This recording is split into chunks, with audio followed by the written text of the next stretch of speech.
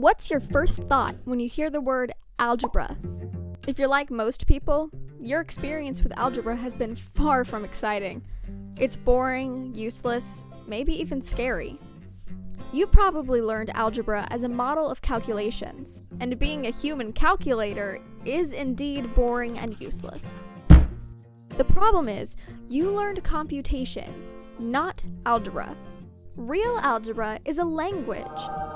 It's not about formulas and counting, it's about patterns and puzzles. Still sound boring?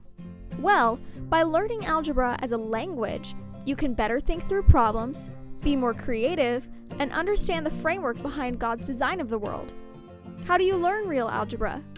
You can start by attending Dr. Pingnan Shi's algebra workshop. At this workshop, you'll learn to see the wonder and beauty of algebra, and how to use it for things like conquering infinity.